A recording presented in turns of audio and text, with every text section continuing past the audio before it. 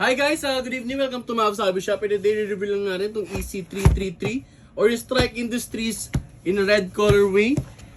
Two-tone yung kanyang colorway from black and red. Red yung kanyang railings.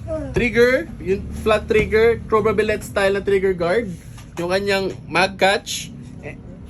And yung kanyang bolt catch, fire selector. Pati yung Strike Industries na butterfly, ambidextrous charging handle. Working yung kanyang bolt catch and bolt release. Flip up sights. And yung kanyang Raider style na flash hider or yung parang tracer unit na style na flash hider.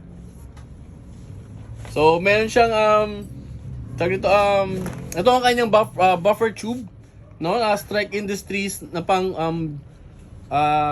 CQB or pang SMG style na buffer tube.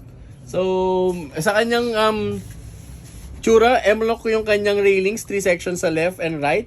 Sa bottom is 3 din, and sa taas meron siyang mini M-lock railings on the middle. And then on the both ends is still a Picatinny dovetail style na railings. So, may flip-up sights siya na battle sights, adjustable to windage and elevation, and then yung kanyang aperture is pwedeng wide or yung peephole.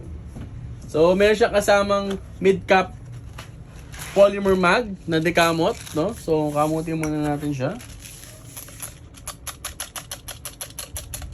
Bago natin i-salpa. So, check lang natin yung FPS niya, guys. Firing.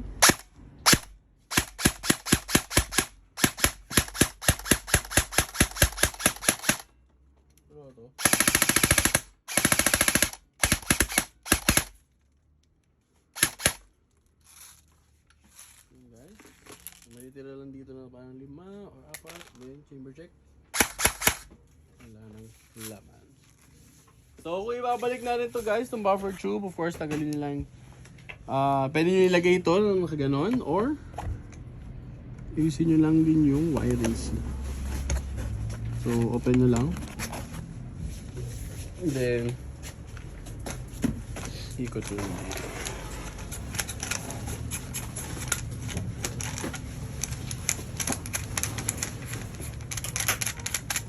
Para lang ma-secure yung ating battery if ever na pupunta ka na game site, ito yung gagamitin mo. Yo. So yun guys, thank you for watching again. Pakishare na lang to sa mga friends, families, and teammates nyo. Ang ating usual time sa shop is 9 a.m. to 8 p.m. Ang ating gospel time is 3 p.m. Ang ating podcast is every Wednesdays or Thursdays, 7 p.m. If ever may questions kayo about equipments, gears, and other stuffs and upgrades, wag kayong mag-hesitate na mag-ask sa ating shop. Thank you so much guys. Enjoy the game. Keep safe and peace.